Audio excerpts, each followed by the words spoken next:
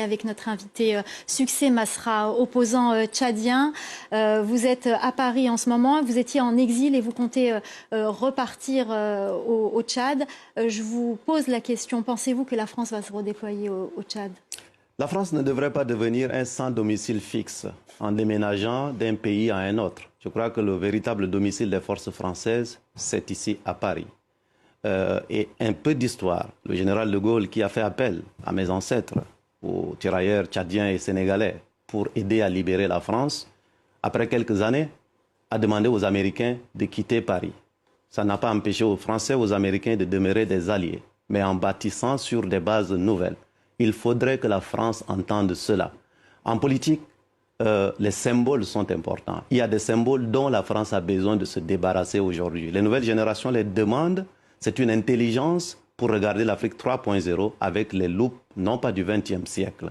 Et donc, je crois que l'intelligence collective, ce serait justement de faire en sorte qu'on puisse continuer à travailler ensemble sur les questions sécuritaires et sur les questions de développement dans un respect mutuel, sans avoir besoin de s'embarrasser des symboles qui ne sont défendables nulle part. Et je crois que 1, 2, 3 et 4 et 5 et 6, ça donnerait l'impression que la France est en train d'être chassée un peu partout, alors que la France a les moyens d'anticiper, d'écouter. Ça fait des années que nous avons rappelé cela. Je crois que l'imprécision sur le double langage a été rappelée. Justement, est-ce que vous rejoignez ce que vient de dire Niagalé Bakayoko? Non seulement nous rejoignons, mais nous avons anticipé cela. La France, dans les capitales africaines, dans les capitales européennes, tout ce qui est reproché aujourd'hui à la France sur le continent africain, et nous avons dit d'ailleurs que dans notre langue, il y a un peu ce qu'on appelle le lingui. Le Tchad est berceau de l'humanité. La France a enterré une partie majeure de sa crédibilité sur le continent africain au Tchad à travers son attitude. Et ça, nous n'avons pas attendu que les choses se passent maintenant. Nous avons dit à tous les niveaux possibles qu'il fallait changer cette donne. Et donc, les Africains aujourd'hui, ce qui se passe à Paris est vu dans mon village de manière instantanée. On ne peut plus leur servir un double langage. Et on ne peut pas expliquer à des Africains civils ou militaires formés dans les mêmes endroits que des dirigeants de France ou des États-Unis qu'ils n'ont pas la lucidité de comprendre ce qui est utile pour le XXIe siècle avec une génération décomplexée qui peut bâtir des partenariats avec tout le monde, y compris la France, mais à la France de s'adapter et de faire en sorte qu'elle devienne un partenaire avec lequel on peut travailler dans la dignité. C'est ça l'enjeu, c'est ça l'avenir. Vous voulez réagir? Alors, Succès Masra, je le disais tout à l'heure, vous allez annoncer votre retour au Tchad. Oui, je l'ai annoncé déjà le 11 août, mais la date a été choisie. Nous allons rentrer au Tchad avant le 20 octobre, d'ici le 18 octobre précisément, parce que nous avons fini la mission que nous avions à l'international pour porter la voix de ce peuple après cette crise majeure du 20 octobre, pour amener les faits, pour chercher des partenariats, pour montrer la vraie histoire du Tchad qui a été un peu noyé. Et l'enjeu aujourd'hui pour nous, c'est de retrouver ce peuple-là et de continuer la lutte à ses côtés. Donc avant le 20 octobre, vous dites, vous avez donc fait cette tournée. Est-ce que vous ne pensez pas, et certains observateurs le disent, que ça vous a éloigné du Tchad? Il y a des échéances, notamment le référendum constitutionnel. Est-ce que ça ne vous a pas trop éloigné du Tchad? Est-ce qu'il ne fallait pas rentrer plus tôt? Non, pas du tout. Pas du tout. C'est une mission qui a duré quelques mois, qu'il fallait mener. Parce que l'histoire du Tchad a été tronquée au niveau international. Et des voix comme les miennes sont aussi là pour rappeler le double jeu, le double standard, le maquillage qui a souvent été organisé. Donc c'est même en complicité avec mon peuple. Sur le plan du parti, on a eu plus de 50 000 nouveaux membres.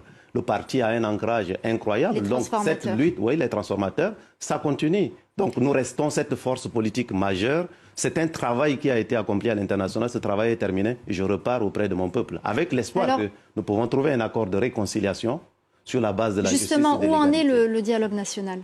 De réconciliation, vous voulez dire il y a un stock je dirais, de problèmes politiques avant le 20 octobre qui devait être la fin des 18 mois annoncés par la junte arrivée au pouvoir, qui n'ont pas respecté leurs paroles sur cette donne-là. Il y a donc un stock de problèmes politiques qui n'avaient pas été résolus avant le 20 octobre. Puis il y a un stock de problèmes nés après le 20 octobre avec les massacres qui ont eu lieu. Donc il faut résoudre les deux. Sur ça, nous avons mis sur la table une proposition de réconciliation nationale en discutant avec tous les partenaires du Tchad, y compris le facilitateur désigné par la communauté économique des États de l'Afrique centrale. Donc pour nous, la balle est dans le camp de ceux en face pour qu'ensemble, on résolve ça sur la base de la justice et de l'égalité pour avancer ensemble et trouver des voies et moyens qui permettront au Tchad de faire ce qui n'a jamais encore eu lieu au Tchad, que les Tchadiens choisissent démocratiquement leurs dirigeants. Depuis notre indépendance jusqu'à aujourd'hui, quelques personnes à bord de quelques pick-up armés soutenus au niveau international, de bout en bout, y compris ceux qui ont organisé un sentiment anti-français. Par exemple, le président Déby avait rappelé qu'il voulait quitter le pouvoir, la France l'a imposé, que la France a assassiné le premier président tchadien parce qu'il a donné le pétrole aux Américains. Tous ceux-là ont bénéficié pourtant d'un soutien de Paris de bout en bout. Aujourd'hui, les Tchadiens et les nouvelles générations, que ce soit à N'Djamena ou à l'autre au Sénégal, où mon ami Sonko est en train de souffrir aujourd'hui dans les prisons, nous voulons une Afrique décomplexée, nouvelle, capable de travailler avec tous les partenaires, mais une Afrique où les Tchadiens, les Africains choisissent leurs dirigeants. C'est ça l'enjeu, c'est ça que nous allons continuer à mener comme lutte. Merci beaucoup. Nous sommes des généraux pour la justice, pour l'égalité, nous voulons la paix, nous voulons l'unité.